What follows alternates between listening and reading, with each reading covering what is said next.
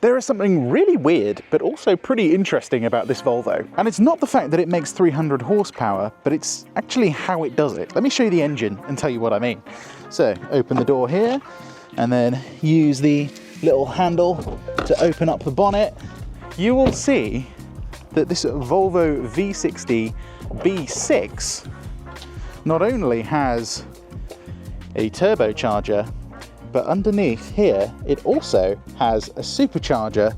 But not only that, it has an electric motor as well. But my question is, how is it going to perform on UK roads? What's its 0 to 60 going to be? What's its 30/70 going to be? What MPG is it actually going to do? Is it going to do its claim figures? What's it like on the motorway? And is it fun to drive? Well, my name's Tom, and you are watching Paragon Cars. Let's get into it and have a look around this slightly weird Volvo.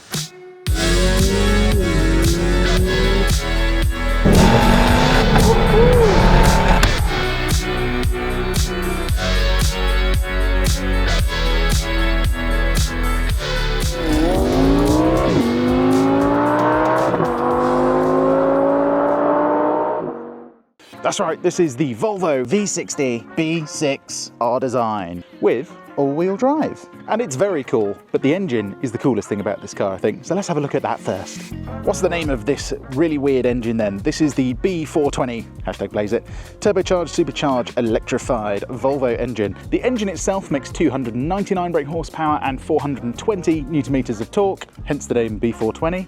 And then the electric motor, which is a 48 volt mild hybrid system, makes 14 horsepower and a further 40 newton meters of torque. So all things considered, that makes it a pretty powerful car really, but also unfortunately quite complex. And complex in the car world, unfortunately, means quite a lot of weight. This Volvo V60 B6 estate weighs 1.8 tons, which for a mid-sized estate car is pretty porky, if you ask me. But anyway, how's it going to do on the 30 to 70 sprint? Can this technological marvel put out a good number? Let's find out.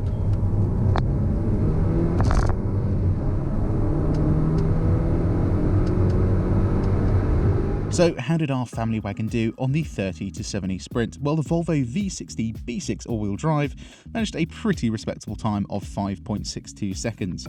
But looking closer at the leaderboard, you can actually see that lower powered cars like the Mercedes E300 Coupe are marginally quicker. And that is because the Volvo, yep, it weighs 1.8 tons. Plus the ace-in gearbox is just pants at changing gears quickly. Now then, let's have a look at the inside, because it's a Volvo, it gets very luxurious. This being an R-design model obviously means we get a slightly cooler looking exterior with some bigger wheels, but also a couple of interior touches, just like these lovely seats. Then functionality wise, you can see the infotainment screen is slightly tilted towards the driver, which does make a lot of sense. And then in terms of functionality, it's okay, right? The Volvo system, to me, it's kind of like a slightly older Android phone. It's just slightly weird, but once you get used to it, it does actually make sense. So you can access most of your settings from the profile menu. Sorry, not the profile menu, see what I mean? It's not actually that intuitive. Go to the settings menu, then you can go to My Car, you can change your individual drive mode, you know, put everything in dynamic, which we'll be testing out later. Then you've got a couple of interior lighting things, exterior lighting settings, and then your climate controls all through the screen, which I don't really like, but to be honest, even though they're through the screen, they're not that bad. It's literally a couple of touches, and it's much better than something like the Audi A6 system, which is just down here and horrific, in my opinion. But overall, I'd give this like a solid 6 out of 10. It works, it does its job. But at the end of the day, it's got Apple CarPlay, which was an option when this car came out. I know, pretty cheeky Volvo, charging people extra for stuff like that.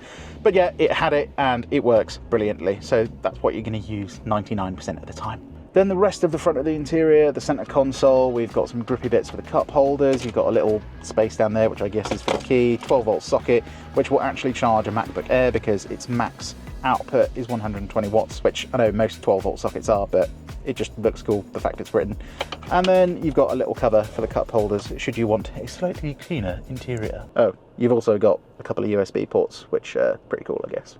But the coolest thing about the interior of this Volvo is this Bowers & Wilkins sound system. Obviously it sounds absolutely amazing, but the amount of control you have over the system is really nice as well. So you've got some quick access controls here where you can change treble, bass and subwoofer.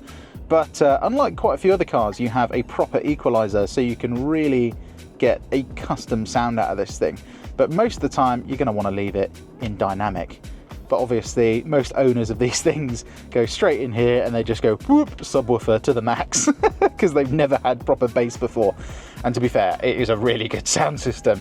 I'd say it's up there with the Mark Levinson sound system in things like the Lexus IS300. It really is decent. Then one last thing to mention, you get a lovely massive panoramic roof with a blind, and you can also open it up as well, so you can get some fresh air in the summer. Where it's at in the Volvo V60 though is the back seats, because as you can see, I've got plenty of legroom, plenty of headroom as a 5'11" guy, and lots of light from this lovely panoramic roof. But there's a couple of other really neat touches in the back of this car that really do make sense and kind of make me wonder why other manufacturers haven't done this. One of them is this little side air vent on a mid-size car. Now I know this comes on a lot of luxury vehicles, but this is a mid-size Volvo at the end of the day, and still having this is really nice because then you've just got another bit of airflow coming towards your face and chest rather than one down here that just kind of goes towards your knee. Then you've even got your own individual climate controls, which is just absolutely awesome for this size of car. Obviously we've got heated seats as well.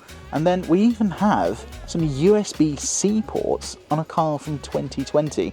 Most cars didn't have this until, well, this year really. But it gets even better because not only do we have an armrest with cup holders that have some rubber grippy bits, we've got some storage for your phone, and then even more concealed storage, which is perfect for if you have kids and you want to keep things hidden from them. Then in terms of the boot, of course, it's electronically operated and it's got loads of space. It's got 529 litres with the seats up and just over 1,400 litres with the seats folded down. But it's the features in this boot that really just make it make sense. So number one, you've got a lovely 12-volt socket, which you can use for things like inflating your tyres and stuff like that. You've got multiple shopping hooks. I mean, you've got 4 of them, which is actually crazy. But then you actually have even more, because under this flap here, not only do you have this lovely stretchy band to hold your shopping bags in place, you've also got 2 more hooks. And so basically you put a shopping bag here, fold it under this band, and it will keep it secure no matter how fast you're driving this 300 horsepower weapon.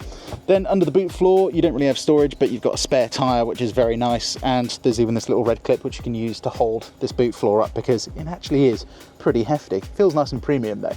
Then finally, you've got a load cover as well, which you can attach here, which is not very easy to do, as you can see, but trust me, it works, and it obviously conceals your stuff. Right then, interior tour over. I think we should drive this thing, shan't we? Is it sporty? Is it better than an Audi? Is it more like a BMW? Well, it's all-wheel drive, and it's got over 300 horsepower, so it should be pretty good, right? Let's find out. Oh, it's been a long time since I've been behind the wheel of a Volvo. But anyway, driving this thing around town, our design model, we got lovely, semi-stiff, but also still very soft, lovely Volvo suspension. It's non-adaptive, but the setting it's in now is perfectly good enough. Steering is nice and light. Throttle pedal, easy to modulate. Brake pedal, easy to modulate. Just driving around in comfort mode in town on this thing is lovely. And the thing is, even though I'm not a massive fan of mild hybrid systems, the 48 volt mild hybrid system in this, it just complements the engine.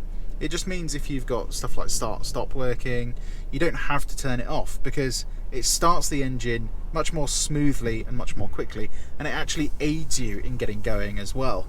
Seating position as well, nice and low, very close to a BMW actually. I can adjust the pitch of the base. I've got an extendable bit for my thighs, which is electronically operated, feels very fancy, and the seats themselves are just unbelievably comfortable. But it's just amazing how smooth this car is. I know it's a pretty complex engine, but my lord, the amount of low-down punch you have from this thing is absolutely bonkers. I mean, you literally just touch the throttle, the car doesn't even seem to downshift, and it just goes. It's weird because the torque of the engine, apparently you don't get full torque until just over 2,000 revs, which is actually pretty late. Most modern engines, you know, you'll get full torque around 1,500 RPM to 1,800 RPM if you've got a bigger turbo. But whatever they've done with this, the calibration is absolutely bang on. It just works. I can demonstrate it actually coming away from these lights. So, like, just touch the throttle, and look at how you pick up speed. Like, get in the back end of this lorry within like half a second. It's brilliant. Then in terms of parking, this is like the perfectly sized Volvo, because it's middle of the range, so you can drive it around a city, but it's also big enough that it feels like a proper car on a motorway. Plus, being a nice premium car, we've got a 360 camera with lines telling us where we're going to go. Then if I want some more detail on where we're actually going, I can click on the reverse camera, and then I can see that I'm doing an absolutely terrible job of parking between the lines. Yes, the steering angle isn't quite as good as I thought it was. One other thing that is a bit weird is that, you know, in literally like every single automatic car, you just blip the gear selector once to go into reverse. For some reason this car goes into neutral. I mean, maybe it thinks I want to give it a rev. 2-litre engine sounds pretty cool at the end of the day. But no, I do like going in reverse straight away instead of having to blip it twice. But yeah, getting into a space is pretty easy once you're used to it. And the size is just absolutely bang on. So once you're getting out of the car, you can always get to the first notch on the door. I found that the length of the door is actually pretty short compared to other cars of this sort of class. So, I don't know, it just works. It's just easy to get out of in tight spaces. Volvo are just very good at stuff like that. And then you do have stuff like park assist. You know, you can see you've got park in and park out, which, you know, may as well demo. So you just come up to some parking spaces. It'll say it's scanning left, and it should find one eventually. This is why I don't really use systems like this, because they're never really just that good. So it says stop to park, perpendicular parking, select reverse gear and release steering wheel, and then you just let go. Oh, you got to control the throttle in this one, which kind of makes sense, I suppose. Then it'll take us back, then select forward gear, go forwards, that'll straighten us up, and then it should get us pretty much bang on in between the lines, although it hasn't quite done that. If I go to the 360 view, you can see it's put us in at a right old skew width angle, which is why I don't use these systems. But then we do have park out as well, but you can only use that for parallel parking. I mean, in all honesty, if you need to use those systems, you shouldn't really be driving, should you? Then coming out of junctions, even with the engine off, you'll see how fast this 48 volt mild hybrid system starts the motor up. Give it half throttle and you're just off straight away. And yeah, this thing accelerates pretty damn quickly. It just means you're never going to miss a gap in traffic or a gap at a junction like that. The car is just always ready to go. And it means, despite the fact the AC gearbox isn't the best thing in the world, it makes up for it in other ways. It just works. It's absolutely brilliant. Right, we are going to test our MPG today and the noise levels inside the car with a proper decibel reader. But first, let's talk about miles per gallon and fuel costs. So MPG wise, on the combined cycle, Volvo claim this will do 40 miles per gallon, and then on the extra urban cycle they claim 47. We're going to do the average British commute of 14 miles today to see, well, just what we do. So let's reset our trip computer now. And theoretically we should get close to that 40 MPG figure, because we're going to do a little test around a roundabout first and check out what the handling's like, and then do the rest of the journey on the motorway at as close to 70 miles an hour as I can get it.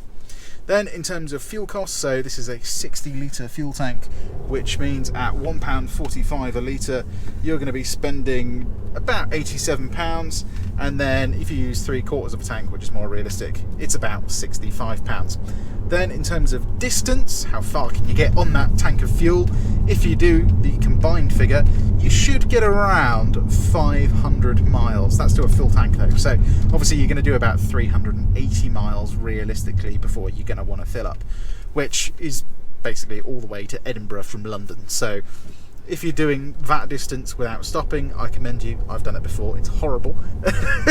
But yeah, most of the time you're going to want to take a break and fill up anyway.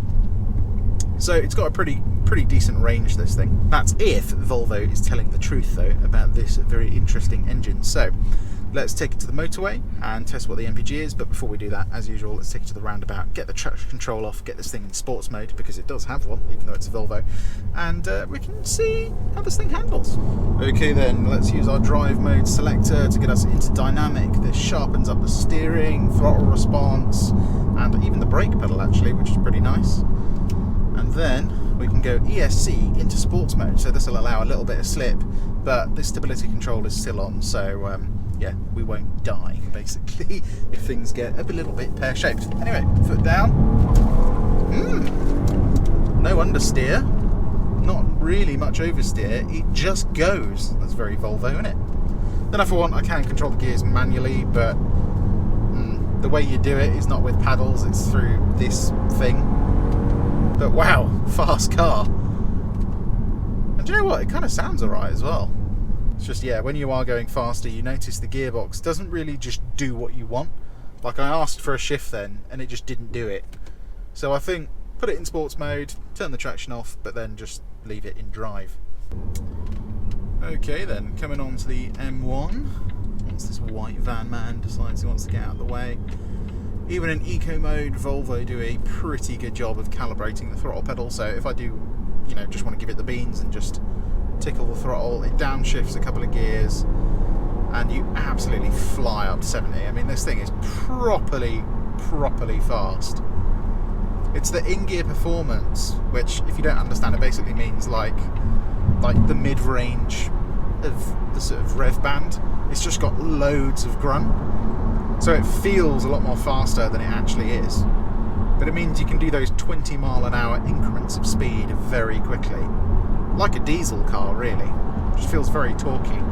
Then once you are on the motorway, steering's nice and straight, car just kind of wants to sit at its top speed all day long.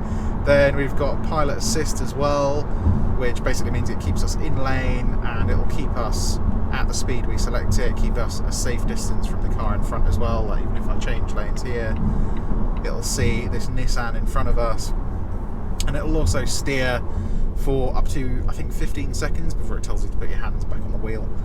But one thing that's just brilliant is that the lane assist just works. I've never really had an issue with Volvo's pilot assist system where it kind of does things that make me go, oh, maybe I shouldn't use that. It always just seems to work come rain or shine. Then in terms of wind noise and road noise, wind noise is very low in this. We've got acoustic glass as an option, which is really nice. But unfortunately, because we've got bigger wheels being the R-Design model, there is a little bit of road noise. So it's very similar to an Audi. Okay, let me put it like this actually. It's slightly better than a BMW 3 Series in terms of road noise, but not quite as good as the equivalent Audi. But at the end of the day, it's still brilliant. You know, I could do 12 hours in this thing very happily, get the Bowers & Wilkins sound system on, and yeah, just relax in this lovely wide seat. Even the headrest is just in the right position. It's such a comfy car. But yeah, we're going to test the MPG in this thing now and see what the real noise levels are. Is this really noisier than an Audi? Let's find out.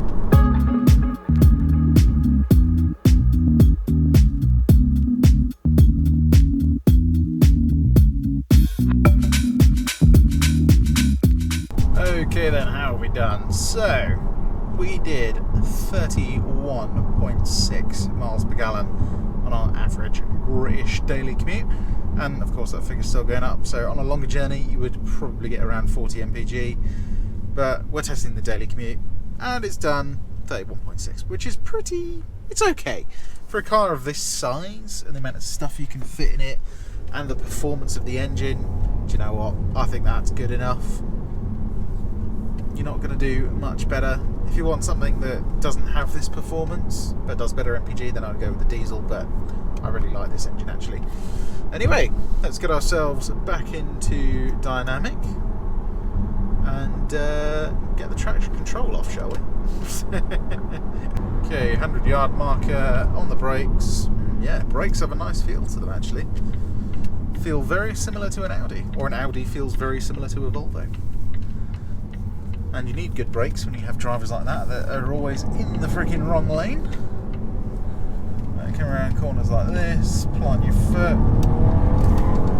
Not really any understeer, not really any oversteer. It just steers. The engine has a really nice note to it though in the cabin. I don't know if there's any fake noise being pumped in. It doesn't really sound like it. It just kind of sounds like induction noise to me. But it does sound lovely. It's very thrummy. Let's give those brakes a good bash again, shall we? Oh yeah, they're nice. Let's get the windows open actually, see if we can hear anything. Oh, we can open our panoramic roof as well.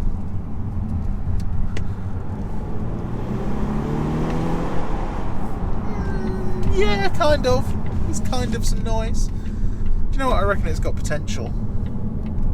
Get a resonator delete. I think you might have a little bit of noise on your hands. But steering's alright. Chassis stays pretty flat. A little bit of movement there. Steering feel is it's alright. Very computer gamey, but I do know what the car's doing, so there's nothing really wrong with it. It's just like every other modern car's steering rack, I suppose. Let's go for some manual gear changes now. Lock us in second gear. Yeah, response is nice from this engine. Very nice. It is just the gearbox that kind of lets it down a little bit. If you come off the throttle, it tightens its line. Not very quickly, but it does do it. God, this car is properly quick as well. Will it hit the limiter? Okay, no, it upshifts for you.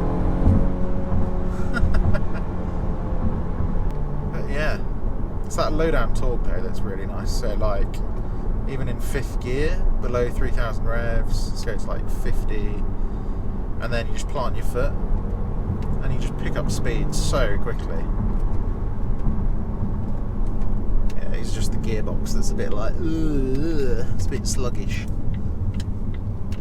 I can see why they didn't give it paddles, because then it would become even worse. But yeah, it's very safe, and it doesn't really understeer that much, you know. It's better than an older Audi. I would say it's very close to like a B9 Audi A4. Right, before we take this thing to some smaller B roads, I think it's time to do a 0 to 60, don't you think? It's an all-wheel drive car at the end of the day. Let's see what this car can do 0 to 60. Okay, 0 to 60 time. What's this Volvo going to do? Volvo claim this will do 0 to 100 kilometers an hour in 6 seconds and 0 to 60 miles an hour in about 5.7 to 5.8 seconds. This little run we've got here is very slightly uphill, so if it's anything over that, you can kind of minus a couple of tenths off of that, and that's pretty much your answer. This car doesn't have launch control. I think you can get it as an option though, but this one definitely doesn't have it. So we're just going to go ESC sports mode, and we're going to brake boost it very slightly. So foot down, hard on the brake, hard on the throttle, and off you go. That's 30. No slip as well, that's good. And that's 60. Right, let's pull over and see what time we managed. Okay, what did we do? We did 6.13 seconds. And Draggy has suddenly decided that that slope is now downhill. It's definitely very slightly uphill, because every other run I've done has said it's very slightly uphill. But yeah, as you can see, that's a couple of tenths of a second off the claim 0 to 60 time, but obviously being slightly uphill in reality, you can kind of minus those tenths off, so it's about 5.9 seconds. So it's pretty much bang on what Volvo claim. Okay, let's see what this Volvo can do down a B road then. Still in dynamic, obviously. Traction engaged. Let's go for 3rd gear. Feel very interesting changing gears with this little thing down here. Yeah. It's just for like 3,000 revs. This has so much punch. Brakes are good.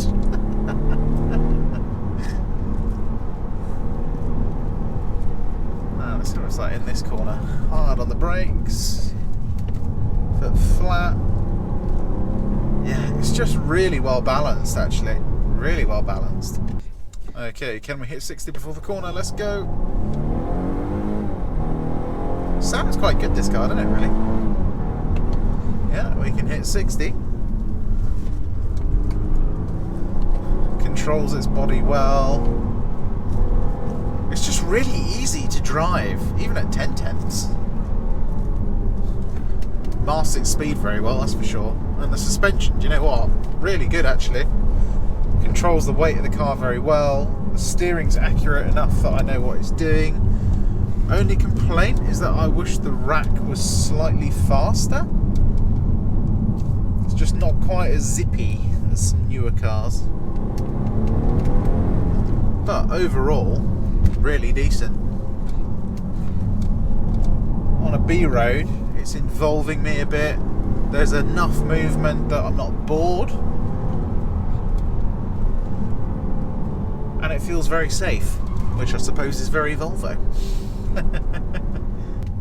In reality though, 99% of the time, you're going to be driving around in comfort mode. And that's where this engine really comes into its own. In fact, that's where this car comes into its own. Seats are good, the sound system's good. It's got enough space for 4 very large adults. 4 Swedish adults, shall I say. People that are 6 foot plus. And the torque band, the real like meat of the power, is from like 2,000 to 4,000 revs. That's where this engine just feels absolutely glorious. And it's okay on fuel. And when you get to a B road, you can get a fair old lick on. There's literally nothing really bad to say about this car. My only gripe is that the infotainment could just be a bit better. The infotainment system in the Audis and BMWs, especially BMWs, is just better than this. Even Mercedes' infotainment system is better than this. But I think if they sort this out, if they just make it a bit more modern, maybe just full Google integration like they've got in the newer Volvos, I think that is pretty decent. And the rest of the car, it's well built, it's quiet. There's got to be something I can complain about. Nope, there really isn't. And if you look after this engine, it's also pretty reliable. Yeah. If you want a family wagon that is pretty fast, not too showy, but does actually look surprisingly nice, especially in black, I'd buy one of these. There you go, there's your answer. It really is as simple as that. It just kind of does everything. It does everything you want. It's typical Volvo. Just brilliant. Anyway, as always, if you enjoy content like this, please give us a like. And if you didn't, then don't give us a like, I suppose. You can go watch something else. I don't know why I said that. But yeah, please subscribe as well, as that does help us out. Only like 9% of people that watch our videos are actually subscribed to the channel. So if you are watching, please do subscribe. It just helps us out. It means the algorithm pushes our videos more, which is always a nice thing. Anyway, there'll be a link down in the description for the car in this video. If there isn't, then sorry, it's sold. It's a Volvo, so my assumption is that it's going to sell pretty quickly. Usually Volvos do, because people like them, because they're good cars. But enough waffle. My name has been Tom, and you have been watching Paragon Cars, of which there'll be a link down in the description for the Paragon Cars website as well, just in case you don't want a Volvo. Alright, I'm going to stop the video now. Bye bye everyone, thanks for watching, and I will see you next time.